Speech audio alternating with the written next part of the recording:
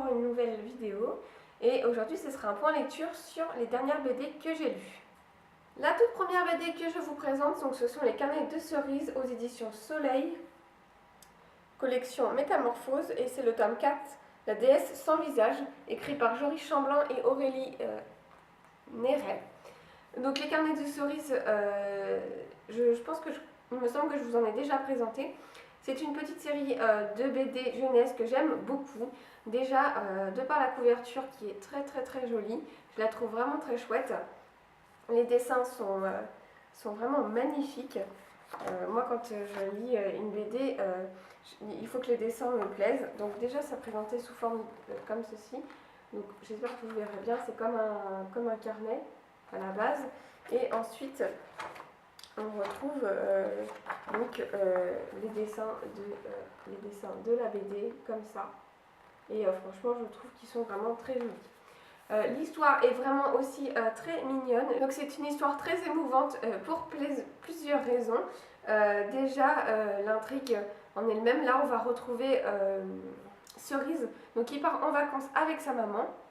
Elle vient d'avoir 12 ans et sa maman lui offre un cadeau pour aller résoudre des mystères dans un manoir. Et il va s'avérer que le mystère de ce manoir qu'elle doit résoudre va plus loin que la simple énigme de jeu. Donc voilà, je vous laisse découvrir la suite de l'histoire, je ne voudrais pas vous spoiler, mais c'est une histoire vraiment très émouvante et avec plein de rebondissements. Et là on retrouve Cerise dans un tournant, on dirait, de son enfance, adolescence, où elle est chamboulée par plusieurs choses et du coup c'est très intéressant de voir évoluer ce personnage qui est très agréable, très appréciable, une petite jeune fille vraiment toute mignonne, et donc c'est très émouvant de la voir évoluer, de la voir grandir et se poser plein de questions. La deuxième BD que je souhaite vous présenter, c'est Zombielenium, et donc ça sera le tome 2. Il me semble que je vous ai aussi là présenté le tome 1. Les tomes de Zombielenium. Donc c'est une série qui se passe avec des zombies, des sorcières, des vampires, des diables, des démons, tout un univers bourré de créatures un peu extraordinaires, où en fait ils vont signer un contrat avec un parc d'attractions qui s'appelle je crois que c'est ça, c'est Zombielenium, le nom du parc, il me semble, si je dis pas de bêtises. Et donc ils sont liés entre guillemets à ce parc d'attractions et à ce parc en général, où c'est leur métier, leur travail. Ils travaillent dans un parc d'attractions de l'horreur en fait. Donc grâce à leur nature principale, ils font vivre le parc, et ça leur permet aussi d'avoir un emploi, d'avoir un statut, et de ne pas divaguer et de ne pas faire le bazar entre guillemets en ville. Cette BD du coup est vraiment, je l'aime beaucoup, elle est très... En fait elle est drôle, elle fait pas peur spécialement, elle est très drôle. Et là, dans cette histoire, dans ce deuxième tome, on va retrouver des nouveaux personnages, des nouveaux... principalement d'autres nouveaux monstres, zombies, diables, tout ce qui s'ensuit. Et on va retrouver d'autres personnages et une autre histoire qui va être intéressante, assez fun à regarder. Voilà, et il y a toute une enquête qui se poursuit sur un espèce de, pas de trafic, mais voilà, ils sont un peu attaqués par des humains, et donc du coup moi j'aime beaucoup, j'adore lire cette petite BD, c'est assez fun. Et la troisième BD que je voulais vous présenter, donc ça s'appelle Sky Doll. Alors il me semble que je ne vous ai jamais présenté cette série là, donc là c'est le tome 2 que je vous montre, et il existe 4 tomes. Alors ici on retrouve Noah, c'est une poupée qui a été créée comme jouet, comme un jouet sexuel un petit peu, et normalement c'est une poupée qui s'éteint toutes les 33 heures, donc il faut la remonter avant qu'elle s'épuise.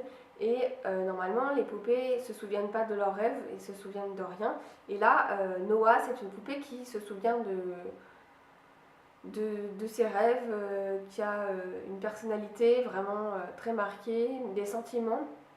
Et Donc ce qui va se passer en fait dans le premier tome, c'est qu'elle va tomber par hasard dans le vaisseau.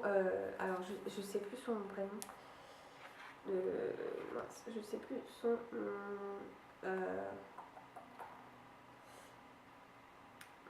Je pourrais pas vous dire. Je ne sais plus son nom.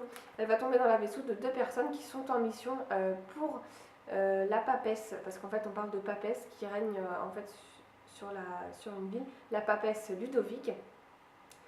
Et ils sont en mission pour la papesse Ludovic, et là du coup elle va les suivre finalement, puisque elle était en fait, elle avait été achetée par c'est pas un Mac, mais par une personne qui la maltraitait. Et donc du coup, en étant dans ce petit groupe-là, elle va rentrer dans leur mission et être avec eux. En fait, on va suivre en fait tout ce trio, parce qu'en fait c'est un ensemble de personnages dans une mission, et on va se rendre compte que Noah a peut-être pas été créé juste pour des fins purement et simplement de poupée, et peut-être qu'elle a un lien et qu'elle peut se permettre des sentiments, et qu'elle a peut-être de la vie en elle. Et donc voilà, c'est tout un peu l'histoire de ce monde-ci, un monde où règne la papesse Ludovic, qui avant était